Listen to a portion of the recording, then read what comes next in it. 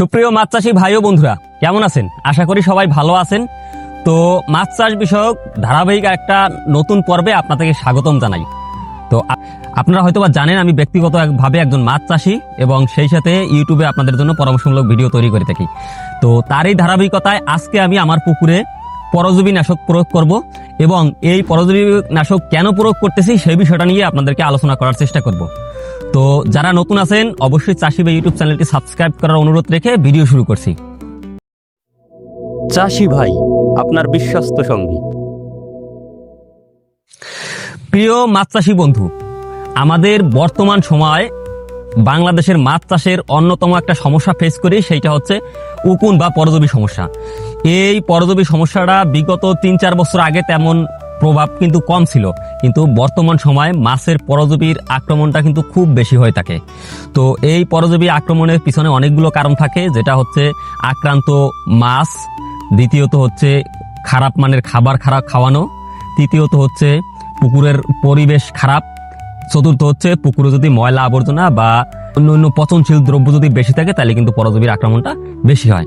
তো যেমনটা দেখতে পারতেছেন আমি চলে এসেছি আমার পুকুর পাড়ে। এটা হচ্ছে আমার 200% একটা মাছের প্রজেক্ট, যে প্রজেক্টে আমি মূলত গলদা চিংড়ি চাষ করি। সেই সাথে কিন্তু আমার এই জায়গায় কার্পজাতীয় মাছ আছে। তো এই জায়গায় 200 শতকের ভিতরে আমি যে মাছটা দিয়েছি, আমি 12,000 পিস কিন্তু গলদা রেন্দ্রুর পোনা দিয়েছি, আর সেই সাথে কিন্তু 600 পিস কার্প জাতীয় মাছ দিয়েছি।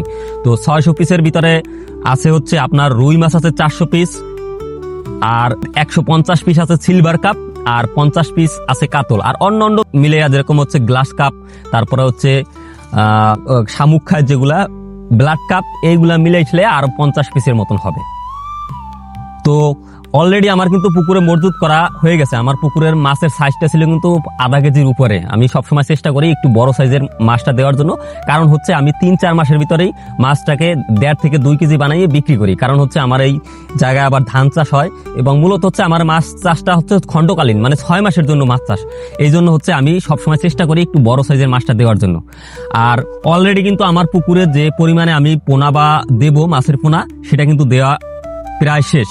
তো মাছের পোনা যেহেতু দেওয়া শেষ, এখন কিন্তু আমি আমার পুকুর কিন্তু এই মুহূর্তে কোনো মাছের পরজীবীর সমস্যা নাই, কিন্তু তারপরও আমি কিন্তু একটা পরজীবী নাশকের ডোজ করে দেব। কারণ এই পরজীবী নাশকের ডোজটা করার কারণ হচ্ছে আমি বিভিন্ন সোর্স থেকে মাছ এনেছি, যেরকম হচ্ছে 3-4 জোনার থেকে মাছ কিনেছি। তো হয়তো বা কারো পুকুরের মাছে আমার দেখা দৃষ্টিতে মাছ অসুস্থ ছিল না, তারপরও হয়তোবা কারো পুকুরের মাছে 2-1টা পোনা আক্রান্ত মাছ থাকতে পারে। তো সেই জন্য আমি সতর্কতা অবলম্বন করার জন্য আমি আমার পুকুরে কিন্তু উকুননাশকের ডোজ দিয়ে থাকি। তো আমি এটি প্রত্যেক 3 মাস পর পর, যদি আমার পুকুরে সমস্যা নাও থাকে, তারপরে কিন্তু আমি পরজীবীর ওষুধটা দিয়ে থাকি। কারণ হচ্ছে এই পরজীবী যদি আক্রান্ত হয়ে যায় এবং হচ্ছে যদি আপনার মাছ মারা যাওয়াতে শুরু করে, তখন কিন্তু আপনার পরজীবী নাশক দিলেও কিন্তু কিছু মাছ মারা যায়, যার কারণে কিন্তু আপনার মাছের লস হওয়ার সম্ভাবনা থাকে। এই জন্য আমি সবসময় চেষ্টা করি যে অগ্রিম, যখন মাছের উকুনের সমস্যাটা না হয়, হ্যাঁ, অথবা যদি কোনো সমস্যা না আসতে পারে, এই জন্য কিন্তু আমি অগ্রিম পরজীবী নাশকটা দেই। আর পরজীবী নাশকের হয়তো আপনারা জানেন যে 3 ধরনের পরজীবী নাশক বাংলাদেশে এখন প্রচলিত আছে। প্রথমত হচ্ছে আইবেরমেকটিন গ্রুপ, যেটা হচ্ছে চিংড়ি চাষের জন্য উপযোগী। চিংড়ি চাষের পুকুরে আইবেরমেকটিন গ্রুপের কীটনাশক বা পরজীবী নাশক প্রয়োগ করলে কিন্তু কোনো প্রকারের মাছের, চিংড়ি প্লাস সাদা মাছের কোনো প্রকারের ক্ষতি হয় না। আর একটা আছে সাইপারমেথিন, যেটা হচ্ছে কীটনাশক, এইটাও আমরা অনেক সময় প্রয়োগ করে থাকি, যেটা হচ্ছে শুধু কার্প জাতীয় মাছের ক্ষেত্রে দেওয়া যায়। আর একটা হচ্ছে ডেল্টামেথিন। তো ডেল্টামেথিনটাও হচ্ছে সবচেয়ে শক্তিশালী, এইটাও শুধু কার্প জাতীয় মাছের জন্য প্রযোজ্য। তো যেহেতু আমার এই পুকুরে চিংড়ি মাছ আছে, সেহেতু আমি এই পুকুরে কিন্তু আইবেরমেকটিন গ্রুপের পরজীবী নাশকটা দেব। তো আইবেরমেকটিন গ্রুপের পরজীবী নাশক ভিতরে অনেকগুলাই কোম্পানির প্রোডাক্টগুলো আছে। বিশেষ করে আমি বিগত বছর অনেক সময় এসকেপের যে ভার্কিল বেড ব্যবহার করতাম, সেইটাও ব্যবহার করে ভালো রেজাল্ট পেয়েছি। তো বর্তমান সময় বাজারে প্যারাসাইটিন বেট নামে স্কোয়ার কোম্পানির একটা আইবেরমেকটিন গ্রুপের পরজীবী নাশক নিয়ে এসেছে, যেটা হচ্ছে অ্যালকোহল বেসড। এইটা যদি কোম্পানি দাবি করতেছে যে এইটা ব্যবহার করলে নাকি আপনার পরজীবী নাশক প্লাস হচ্ছে আপনার জীবাণুনাশকেরও কিছুটা কাজ করবে। যদি আপনার মাছের উকুনের সমস্যা না হয়, তাহলে পরজীবী নাশক সাথে সাথে কিন্তু আপনার জীবাণুনাশকেরও কাজ করবে। তো যেহেতু এটা নতুন প্রোডাক্ট, আমার বিস্তারিত এটা ব্যবহারের অভিজ্ঞতা নাই, এটা আমি ব্যবহার করার পরে আপনাদেরকে বলতে পারবো যে এটার রেজাল্ট কেমন। আশা করি এটার রেজাল্ট ভালো হবে, কারণ কোম্পানি বিগত 6 মাস হয়েছে এটা মার্কেটে আনছে। মার্কেটে আনার পরে যাদেরকে দিছে সবারই নাকি চমৎকার রেজাল্ট। তো আমি ব্যক্তিগতভাবে যেহেতু ব্যবহার করি নাই আগে, সেহেতু আমি এটার ভালো মন্দ সম্পর্কে বলবো না। আশা করি এটা ভালো কিছু হবে। আর একটা বিষয় হচ্ছে, আপনার যদি আধুনিক মাছ চাষে করে থাকেন এবং হচ্ছে আপনার যদি অল্প দিনে অধিক মুনাফা পেতে চান, তাহলে কিন্তু আপনার বর্তমান সময়ে এই সনাতনী পদ্ধতিতে চাষ করলে হবে না। এই সময় আপনার ভালো মানের পোনা দিতে হবে, ভালো মানের ফিড খাওয়াতে হবে, সাথে সাথে কিন্তু অল্প কিছু মেডিসিন ব্যবহার করতে হবে। যেরকম হচ্ছে পুকুরে পরামর্শনাশক দিতে হবে, যদি পুকুরের জীবাণুনাশকের যদি প্রয়োজন পড়ে তাহলে জীবাণুনাশক দিতে হবে। তারপরে মাসিক যে চুন প্রয়োগ সেটা করতে হবে। তারপরে এবং যেটা আমি সবসময় করে থাকি এবং আপনাদেরকেও বলার চেষ্টা করি, যে মাসে যে প্রোবায়োটিক প্রয়োগটা কিন্তু পুকুরে অত্যন্ত অত্যন্ত জরুরি একটা বিষয়। যারা প্রোবায়োটিক প্রয়োগ করে থাকেন তারা হয়তোবা আপনারা এই বিষয়টা সম্পর্কে অবগত আছেন বা এই সম্পর্কে জানেন। তো যারা না করে থাকেন তারা একবার দুইবার হলো প্রোবায়োটিক বা এক সিজন হলো প্রোবায়োটিক ব্যবহার করে দেখেন। প্রোবায়োটিক কিন্তু চমৎকার রেজাল্ট। এই যে কথাগুলা বলা, এগুলা কিন্তু আমার কোনো বিজ্ঞাপন না, এটা হচ্ছে আমি ব্যক্তিগতভাবে যে মাছ চাষটা করে উপকৃত হই এবং হচ্ছে লাভবান হই, সেই বিষয়টা কিন্তু আপনাদের সাথে শেয়ার করি।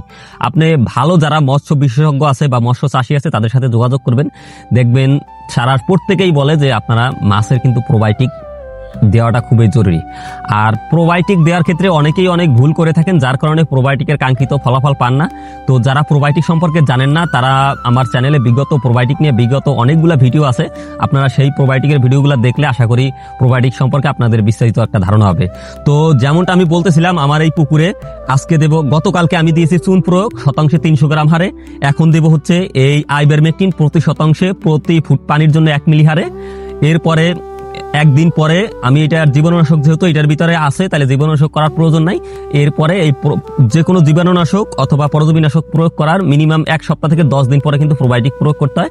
তো আমি এর পরবর্তী সময় কিন্তু প্রোবায়োটিক প্রয়োগ করব পুকুরে, এবং প্রোবায়োটিক প্রয়োগ করার পরবর্তী সময় যেহেতু আমার পুকুরে কিন্তু দেখতে পারতেছেন যে পুকুরে পানিটা অনেকটা স্বচ্ছ, ফাইটোপ্লান্টন বা জুপ্লান্টনের কিন্তু উৎস নাই, সেই জন্য আমি খৈর ভুসি, সিটাগুড়, ইস্ট পাউডার এবং হচ্ছে আমি বাইরে থেকে একটা প্রোডাক্ট ইনপুট করেছি, যেটা হচ্ছে বুলুমিন নামে একটা প্রোডাক্ট, যেটা গোভেট কোম্পানি, সেই প্রোডাক্টটাও ব্যবহার করবে। এবছর আমার নতুন এই প্রোডাক্টটা, সেই প্রোডাক্টটা আমার পুকুরে প্রয়োগ করব, যেহেতু আমার পুকুরে মিনারেলের ঘাটতি পূরণ হয় এবং হচ্ছে সবুজ খাবারের ডোজটাও যাতে হয়ে যায় এই বিষয়টার জন্য।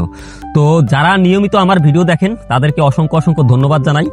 আমি সবসময় চেষ্টা করি মাছ চাষে যে বিষয়গুলা আমি ব্যবহার করে উপকৃত হই সেই বিষয়গুলো আপনাদের সাথে জানানোর। তো অনেকেই বলতে পারেন যে ভাই আপনার এটা বেনিফিট কি? আসলে আমার এটা কোনো বেনিফিট নাই, এটা হচ্ছে আমার ধরেন আত্মার খোরাক। আমি এই ভিডিওগুলো করে আনন্দ পাই, অনেকে আমার কাছে ফোন দেন, হয়তোবা যদি কারো উপকারে আসতে পারি, কেউ যদি আমাকে প্রশংসা করে, এই বিষয়টা আমার কাছে খুব ভালো লাগে। তো তার এই সুবাদে কিন্তু আমার এই ভিডিওগুলো করা। তো যারা মাছ চাষে নতুন আছেন তারা অবশ্যই জেনে বুঝে মাছ চাষটা করবেন, ভালো মানের ফিড খাওয়াবেন, ভালো মানের মেডিসিন ব্যবহার করবেন। আর বিশেষ করে এই মাছের যে কোন সময় কোন জিনিসটা প্রয়োগ করা প্রয়োজন এই বিষয়গুলো একটু জেনে বুঝে অভিজ্ঞতার আলোকে করার চেষ্টা করবেন, তাহলে কিন্তু মাছ চাষে অবশ্যই অবশ্যই লাভবান হওয়া সম্ভব। তো আজকের ভিডিও আর বেশি দীর্ঘায়িত করব না, ধারাবাহিকভাবে কিন্তু আমি আমার এই পুকুরে কি কি প্রয়োগ করতেছি, কিভাবে খাবার দিতেছি, কিভাবে মাছ চাষ করতেছি, কোন সময় কোন মেডিসিনটা প্রয়োগ করতেছি, আমি সব সময় চেষ্টা করব এই বিষয়গুলো আপনাদের সাথে ভিডিওর মাধ্যমে তুলে ধরার জন্য।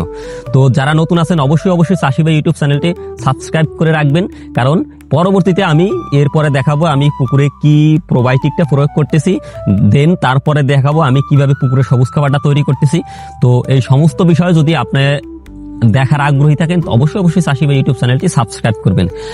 আর আমি জানি আমার যারা ভিডিও দেখেন তারা আমার থেকে অভিজ্ঞতা সম্পন্ন অনেক ব্যক্তি আছেন যারা দীর্ঘদিন মাছ চাষ করেন, অনেক বেনিফিটেড, হ্যাঁ, তারা অবশ্যই অবশ্যই আমাকে কিছু পরামর্শ দেবেন যদি আমার কোনো কাজে ভুল হয়ে থাকে অথবা যদি আমার ভিডিওর কোনো পরামর্শ ভুল থাকে, তাহলে অবশ্যই অবশ্যই আপনারা ধরিয়ে দেবেন। এবং বর্তমান সময় কিন্তু মাছ চাষ বিষয়ক অনেকগুলো চ্যানেলই আছে যেগুলো হচ্ছে অনেক ভালো ভালো ভিডিও তৈরি করে, তারা তথ্য নির্ভর, তারপরে হচ্ছে বিভিন্ন ইনফরমেশন দিয়ে আমাদের সহযোগিতা করে থাকে।